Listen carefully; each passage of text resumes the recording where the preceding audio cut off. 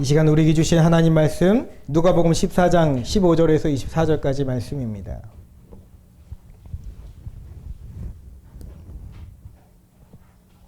누가복음 14장 15절부터 24절까지 말씀입니다.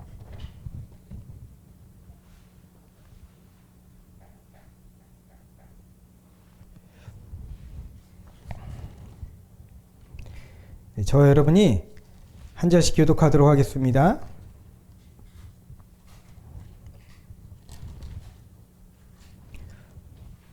함께 먹는 사람 중에 하나가 이 말을 듣고 이르되 무릇 하나님의 나라에서 떡을 먹는 자는 복되도다 하니 이르시되 어떤 사람이 큰 잔치를 베풀고 많은 사람이 청하였더니 잔치할 시각에 그 청하였던 자들에게 종을 보내어 이르되 오소서 모든 것이 준비되었나이다 하매 다 일치하게 사양하여 한 사람은 이르되 나는 밭을 샀음에 아무래도 나가 보아야 하겠으니 청컨대 나를 양해하도록 하라 하고 또 한 사람은 이르되 나는 소 5겨리를 샀음에 시험하러 가니 청컨대 나를 양해하도록 하라 하고 또 한 사람은 이르되 나는 장가 들었으니 그러므로 가지 못하겠노라 하는지라. 종이 돌아와 주인에게 그대로 고하니 이에 집주인이 노하여 그 종에게 이르되 빨리 시내 거리와 골목으로 나가서 가난한 자들과 몸 불편한 자들과 맹인들과 저는 자들을 데려오라 하니라.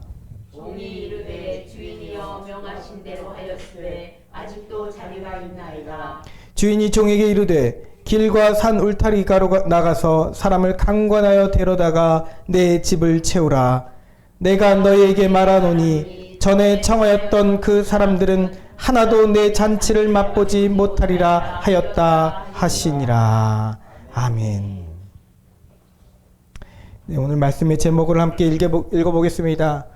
누가 하나님 나라에서 떡을 먹는가?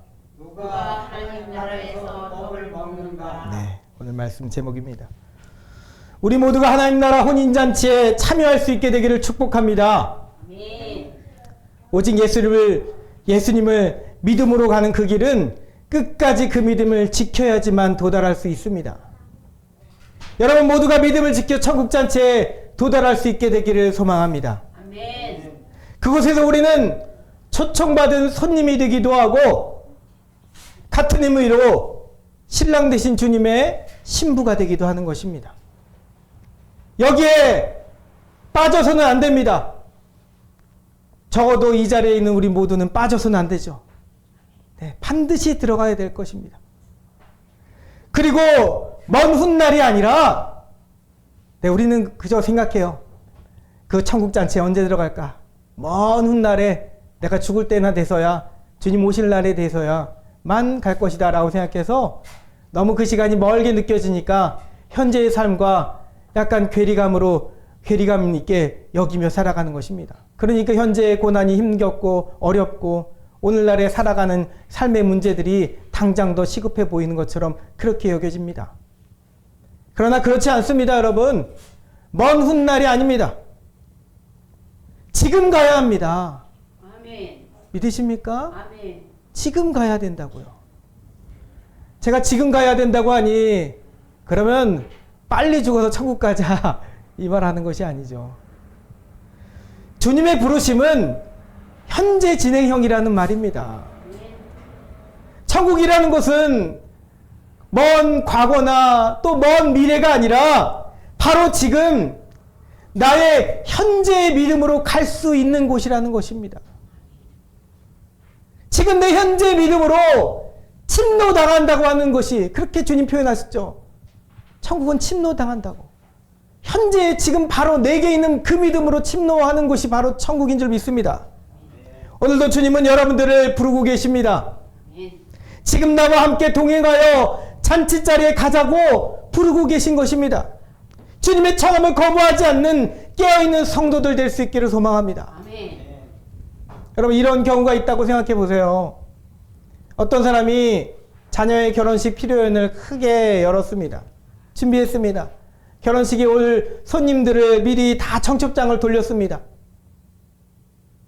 저도 결혼해보고 전화해보고 결혼했고 우리 집사님도 하셨고 우리 다 하셨으니까 우리 자녀들만 빼놓고 청첩장을 돌리는 거가 뭔지를 아시잖아요. 그래서 정말 오셔야 될 손님들에 대해서는 이 종이로 된 청첩장을 돌리고 정말 멀리 계신 분 아니면 친한 사람 정말 그냥 친구 안 보내도 올 사람 이런 사람들의 모바일 청첩장도 보내기도 하고 그리고 좀 예의를 갖춰야 될 사람은 멀어서 못 오시는 분들은 전화를 드려서 청첩장도 보내지만 이렇게 결혼하니까 우리 자녀가 결혼하니까 시간 내서 축하하러 와달라고 이렇게 말씀을 드리죠. 그것이 예의이기 때문입니다. 어떤 사람이 필요한 장소를 크게 결혼식장을 큰 장소를 빌려서 뷔페 규모도 미리 다 계산을 해서 계약금까지 다 지불했습니다. 그리고 결혼식 당일이 됐는데 기쁘고 긴장되는 마음으로 손님들을 기다립니다. 신랑과 신부는 이때 손님들이 누가 온지 잘 파악도 못합니다. 당장 어디 오른쪽에 서야 되는지 왼쪽에 서야 되는지 화장은 제대로 됐는지 드레스는 제대로 입었는지 그런 거에 신경 쓰고 정신이 없잖아요. 그러니까 어떤 손님이 오시고 안 오셨는지 기억도 못합니다. 축의금이 얼마 들어온지도 기억도 잘 못합니다. 다 양가 부모님들이 챙겨야 될 일들이잖아요. 양가 부모님들이 더 바쁘십니다. 그렇게 양가의 손님들을 기다리는데 이 집에 웬걸요 기다렸던 손님들이 시간이 다 돼도 나타나지 않는 것입니다. 그렇게 정성껏 청첩장도 돌리고 전화도 다 돌렸는데 그런데 이 사람들이 안 나타나는 것입니다. 그때 드는 마음이 무엇입니까? 음식값이 줄어서 좋을까요? 아니죠. 계좌에 붙여진 축의금이 쌓여서 좋을까요? 그것도 아니죠. 시간을 내어서 식에 참여하고 인사를 나누는 것이 그 집안 사람들의 도리고 예의일 텐데 특별히 참석하기를 초청한 친한 사람이 나랑 친한 친분에 있는 사람이 만일 오지 않는다면 그만한 섭섭함이 따로 없을 것입니다. 예. 정말 평생에 한 번 있는 큰 행사에 오지 않으면 축의금이 요즘에는 그렇다고 해요. 축의금 5만 원 했다고 해서 기사에도 난다고 합니다. 그래서 실망했다고 하면서 친한 사람은 5만 원 하면 안 되고 뭐 그런 얘기까지 나오는데 이 축의금 금액이 아니라 오지 않은 사람에 대해서 섭섭한 마음이 들 수 있습니다. 물론 아파서거나 여러 다른 이유가 있겠다고 하면 미리 연락해서 전화를 해서 못 온다고 할 수도 있죠. 그런데 만약에 문자로 못 온다는 통보를 받았는데 아무리 생각해봐도 이 이유는 정말 핑계 같지 않은 핑계를 댄다고 한다면 정말 섭섭하고 서운하고 그럴 것 같습니다. 오늘 말씀에서 우리 주님은 천국으로 우리들이 임하게 되는 것을 마치 큰 혼인잔치 자리로 비유하여 주셨습니다. 오늘 누가복음 말씀에는 큰 잔치라고 나오지만 마태복음 22장에 가면 자기 아들의 혼인잔치를 준비한 것이 천국은 마치 자기 아들의 혼인잔치 준비한 큰 잔치 자리라고 이렇게 설명하십니다. 여러분 이 잔치에 과연 누가 참석할 수 있는 것입니까? 누가 참석할 수 있겠습니까? 누가 하나님 나라에서 떡을 먹는 자가 되는 것입니까? 자, 오늘 말씀을 보시면 사실 오늘 말씀 속에서 주님의 진짜 의미, 진짜 마음을 파악하려면 1절부터 올라가야 됩니다. 큰 잔치 비유를 말씀하는 현장이 어디인지를 봐야 됩니다. 사람들을 고쳐주시며 말씀을 전하시던 주님이 어느 한 바리새인 지도자의 집에 들어가십니다. 그 집에 손님으로 초청을 받으셨습니다. 바리새인들이 예수님을 싫어하는데 왜 그날 특별히 바리새인들 중에서도 지도자의 집에 예수님을 초청했는지 그 뒤에 이유가 나옵니다. 함정을 팠거든요. 함정을 파놓고 예수님께 함정에 걸리도록 하기 위해서 초청을 합니다. 율법 교사와 바리새인들의 함정을 파서 예수님이 특별히 안식일에 어떻게 하시려나 보려고 그 집에 수종병 든 환자 한 사람을 데려다 놓습니다. 말씀에 주의 앞에 수종병 든 환자가 딱 있다고 말합니다. 다른 사람들 앞이 아니라 주님이 들어오신 딱 그 발 앞에 그 환자를 놓은 곳입니다. 일부러 그랬다는 것이죠. 안식일에 병을 고치나 일을 사역을 하나 안 하나 보려고 일부러 그렇게 한 것입니다. 수정병이라고 하면 몸이 탱탱 부어서 뭐 전부가 붓기도 하고 일부가 붓기도 하고 흐물흐물해지고 나중에는 몸에서 진물이 나오기도 하는 그런 병입니다.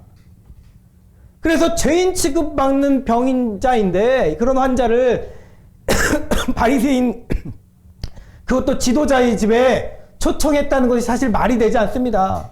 이 바리새인들 유대인들 율법에 의하면 그렇게 병이 있는 질병이 있는 자들을 가까이 해서는 안 됩니다.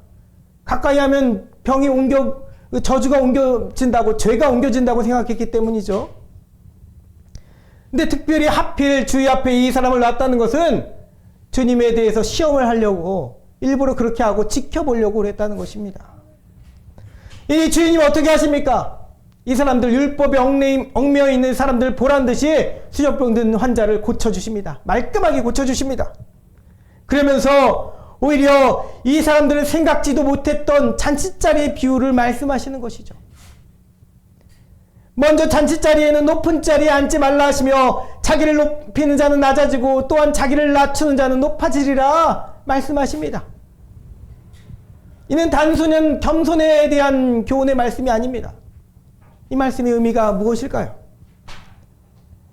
여기 있는 자들이 어떤 사람들입니까? 순서대로 윗자리부터 누구 대제사장, 제사장, 또 율법교사, 랍비들을 또 서기관들 그리고 귀족들 순서대로 자기가 마치 의롭다 여기는 사회적 신분이 높으며 내가 가장 의롭다 여기는 사람들 순서대로 줄 서서 그렇게 자리를 차지하고 앉았습니다.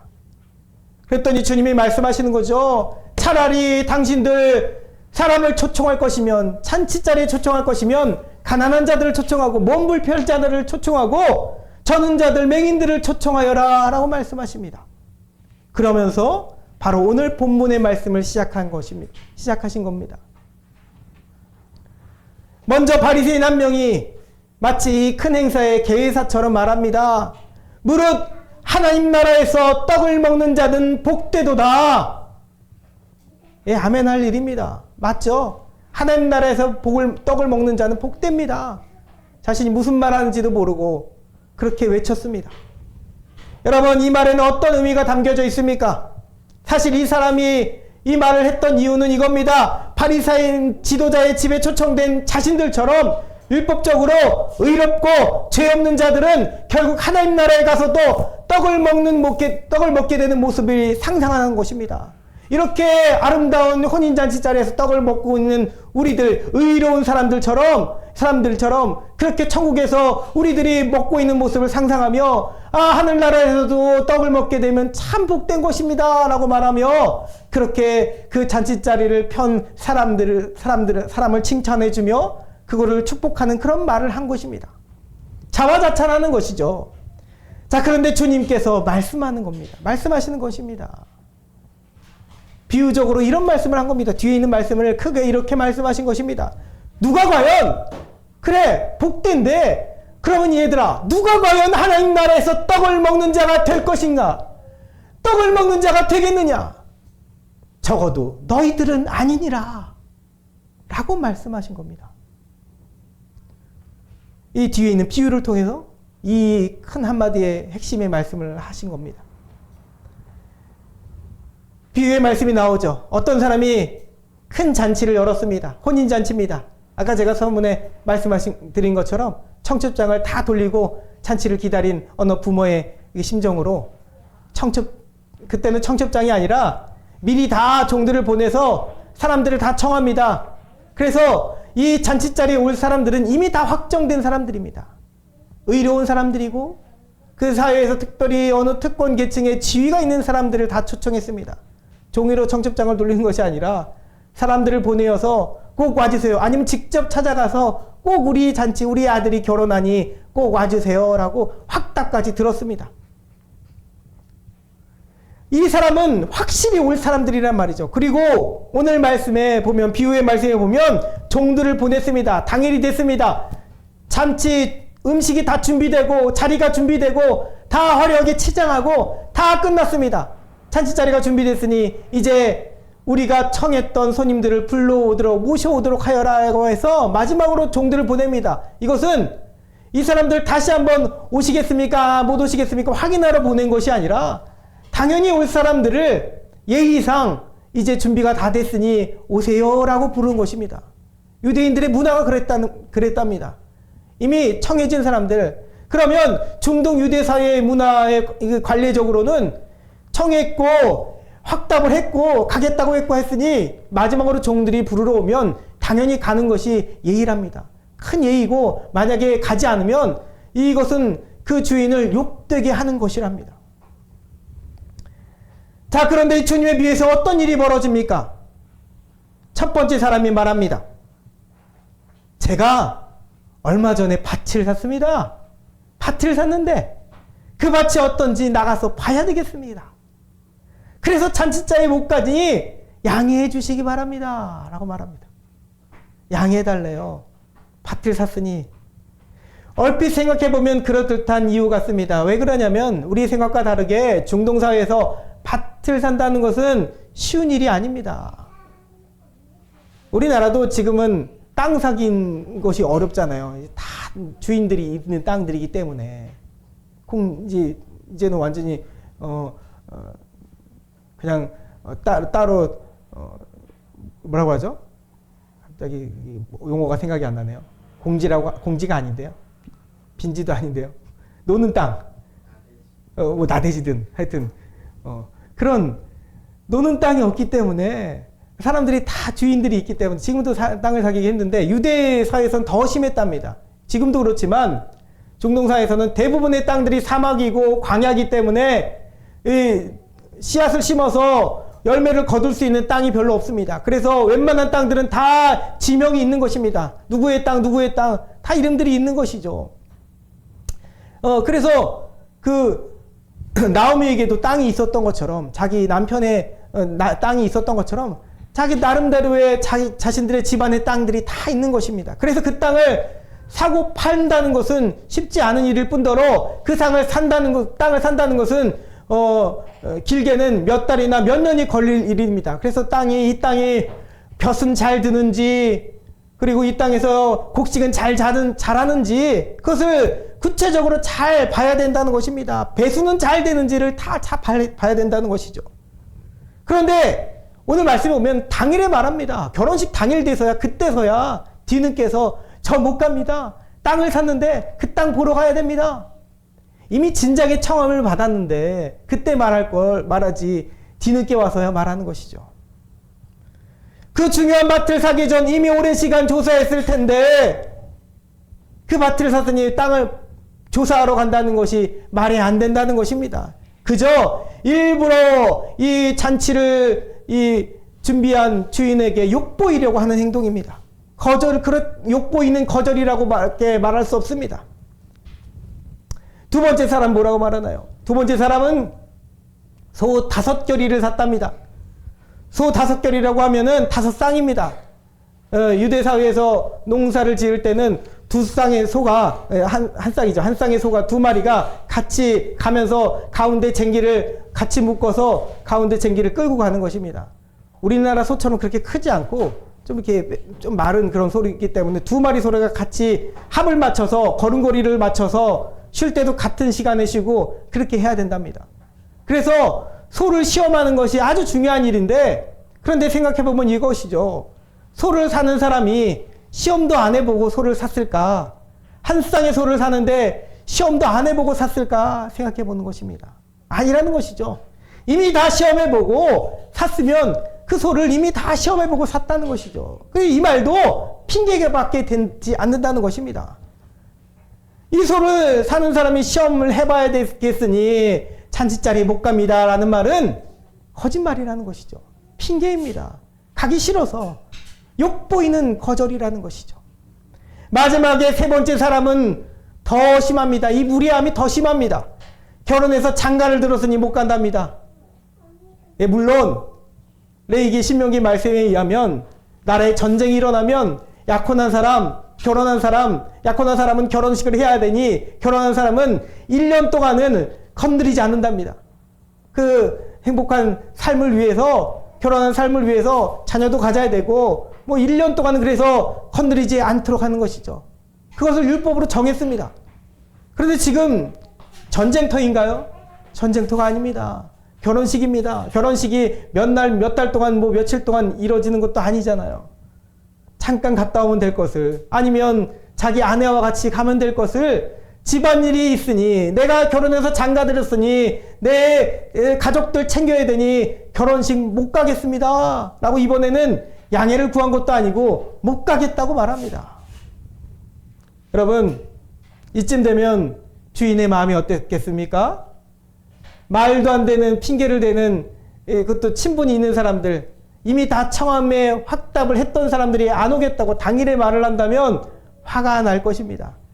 그래서 이 주인이 종이 돌아와서 주인에게 보고를 하니 화가 머리끝까지 치미는 것이죠. 내가 이 사람들을 정말 귀한 손님으로 여겨서 청첩장뿐만 아니라 종을 보내서 제발 와달라고, 와달라고, 귀한 사람들이잖아요. 이 사람들, 다른 사람들 정하지 않았습니다. 정말 확실히 올 사람들만 정했고 마지막 때가 되어서 이제 오시라라고 부른 것인데, 자기 사업이 바쁘고 경제적인 소유가 귀하고 그리고 내 가정일이 더 귀해서 이 잔치자리에 못 오겠다고 말한 것입니다.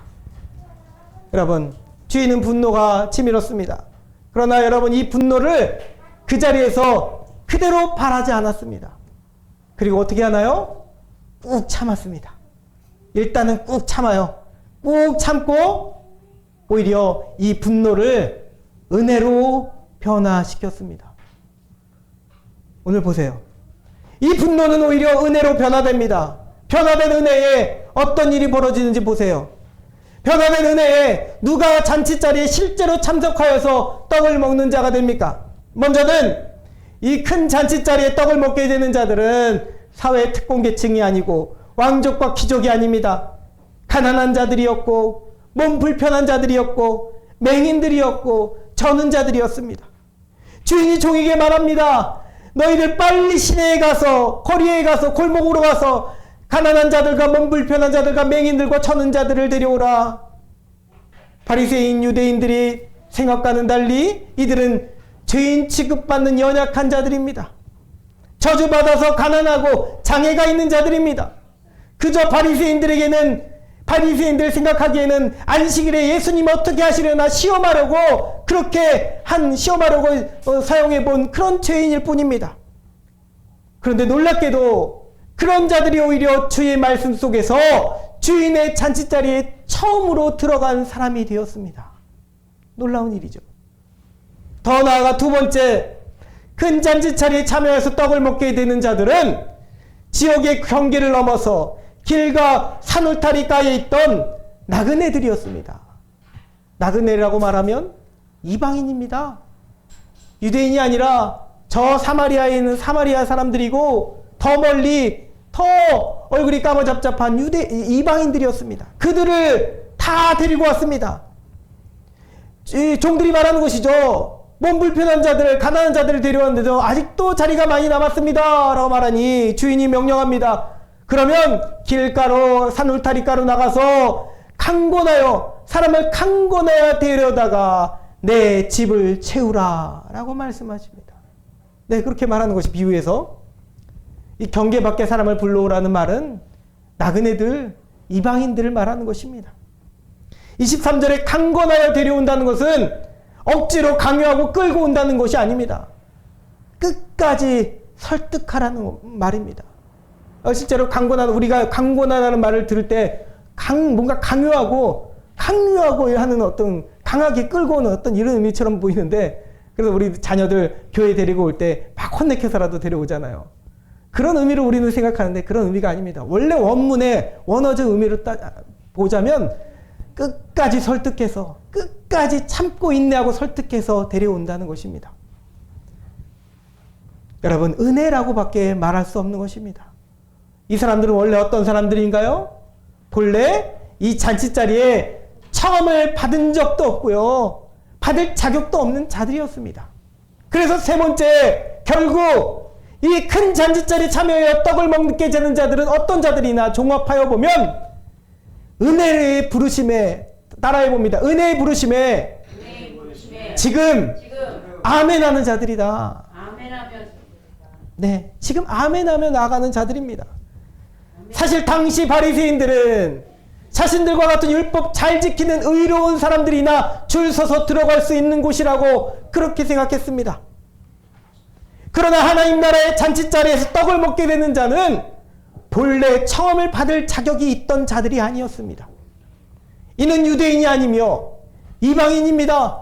죄가 있고 가난하고 세상에서 소외되고 멸시받는 자들입니다. 그러나 주의 부르심이라는 은혜를 입은 자들입니다. 주인의 은혜의 청함에 아멘으로 화답한 자들입니다. 자, 그들이 누굽니까? 그가 오늘날로 따지면 누구겠습니까? 사도 바울의 외침이 여러분들의 심령에 지금 다가와 있습니다. 이렇게 사도 바울 외치죠. 로마서 1장 6절에서 너희도 그들 중에서 예수 그리스도의 것으로 부르심을 받은 자니라. 아멘. 우리가 알거니와 하나님을 사랑하는 자 곧 그의 뜻대로 부르심을 입은 자들에게는 모든 것이 합력하여 선을 이루느니라. 하나님의 은사와 부르심에는 후회하심이 없느니라. 아멘. 하나님께서 여러분들을 주의 자녀로, 예배자로, 세뇌교회의 성도로 부르심에 후회하심이 없다고 하십니다. 오늘 은혜 입은 자들, 오늘 은혜의 부르심을 받은 자들은 바로 여러분들이라는 말입니다.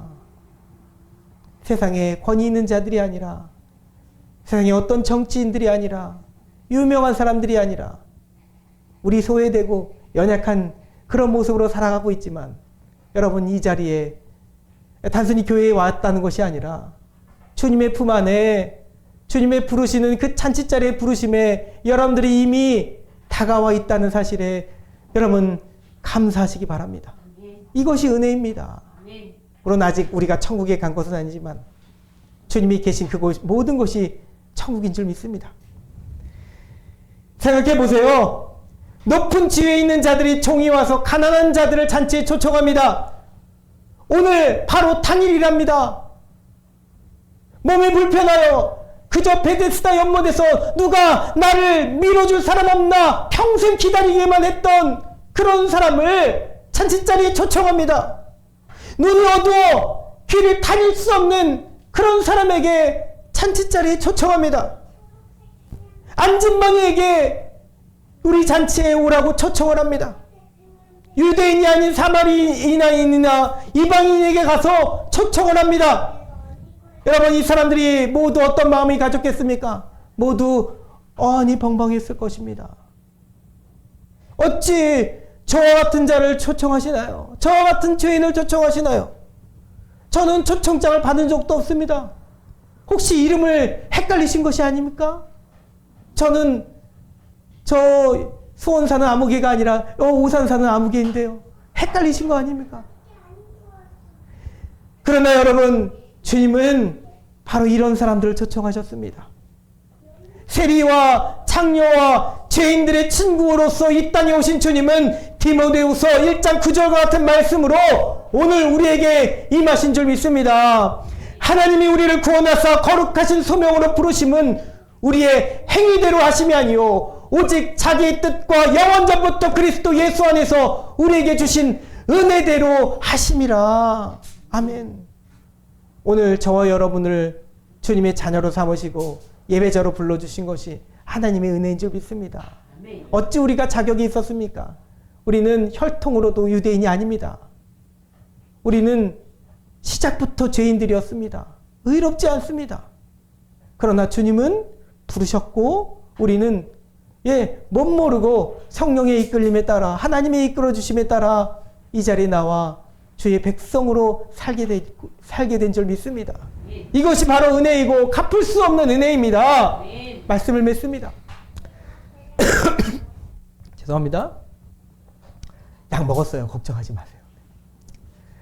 하나님은 본래 유대인들을 먼저 부르셨습니다. 본래 유대인들을 먼저 부르셨습니다. 그러나 여러분, 초대장이 있다고 하여서 천국잔치에 다 들어가 떡을 먹게 될 수 있는 것이 아닙니다. 지금 여러분들도 마찬가지입니다. 예배드리고 있는 이 현장이 바로 이미 초대장을 받은 우리의 모습입니다. 그런데 다 교회 다닌다고 해서 누구나 다 천국잔치 자리에 가서 떡을 먹게 되는 것이 아니란 말입니다.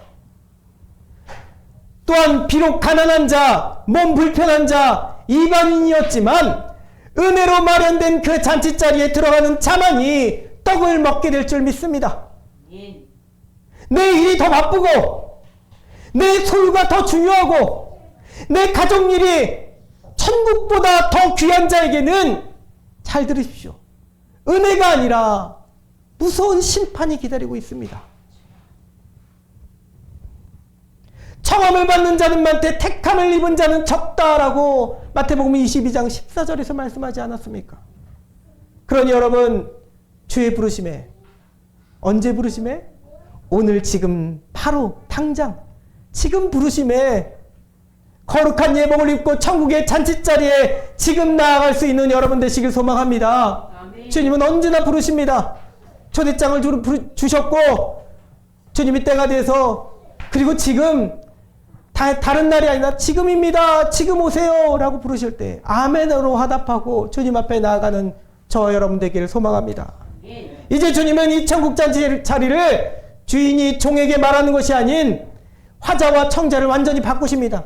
화자와 청자의 위치가 바뀌었다는 것이 아니라 화자도 바뀌고 청자도 바뀌었습니다. 어떻게 바뀌었습니까? 내가 너희에게 라고 말씀을 시작하십니다. 내가 너희에게 말하노니 전에 청하였던 그 사람들은 하나도 내 잔치를 맛보지 못하리라 말씀하십니다.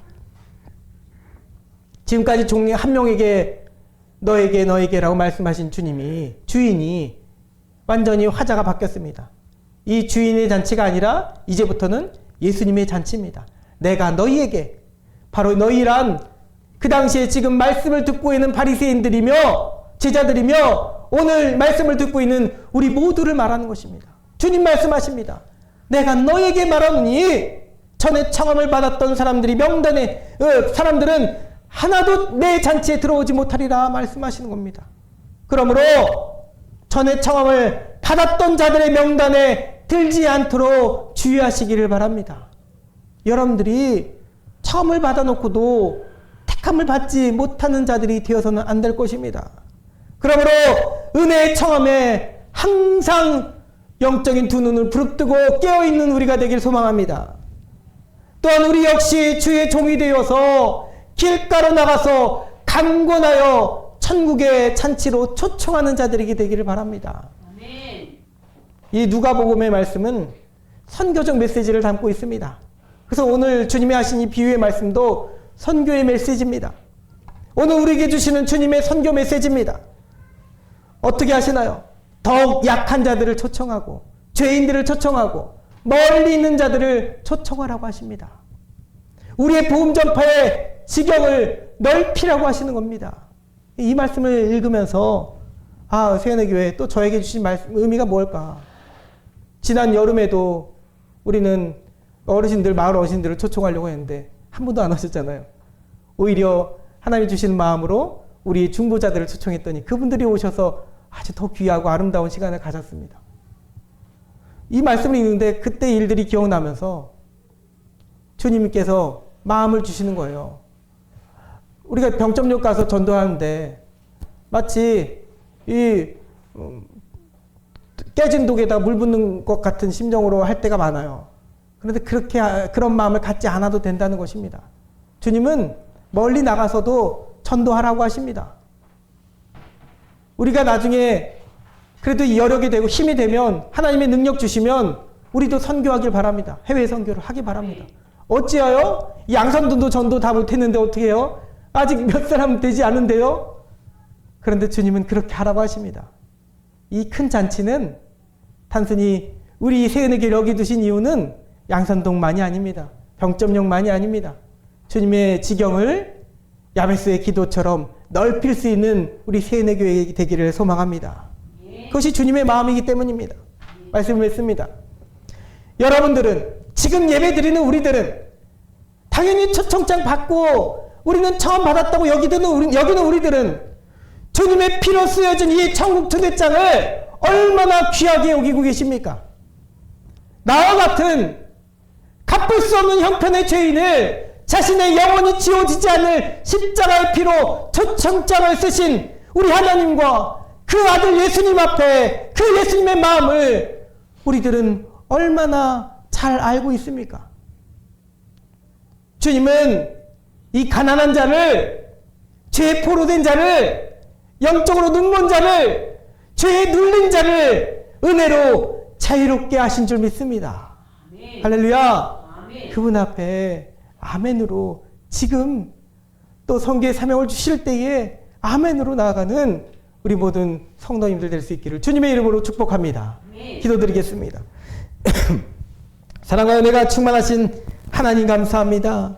하나님, 연약한 우리들, 죄인이었고 유대인도 아니었던 우리들이었지만 주님의 은혜로, 하나님의 은혜로 우리에게까지 이 복음의 은혜가 미친 줄 믿습니다. 주님, 이 은혜에 감격하여 우리가 삶을 살아갈 때에, 때로 우리 삶의 시험거리가 있을 때에 이 사업하는 일이 바빠서, 또 경제적 소유가 바빠서, 또 가족의 일들이 더 중요하게 느껴져서 주님이 청하시는 그 마음으로 청하는 그 손길을 우리가 외면할 때가 있었음을 고백합니다. 용서하여 주시옵소서. 이제 주님이 부르실 때에 아멘으로 화답하며 아버지 천국의 잔치자리에 기쁨으로 나아가는 우리 모두가 되게 하여 주시옵소서. 또한 우리만이 아니라 세상 가운데 저 먼 곳까지 또 가난한 자들, 불편한 자들, 맹인들, 전원자들, 그들에게 주의 복음 아버지 능력으로 전하는 우리가 되게 하여 주시옵소서. 감사드리며 예수님의 이름으로 기도드리옵나이다. 아멘.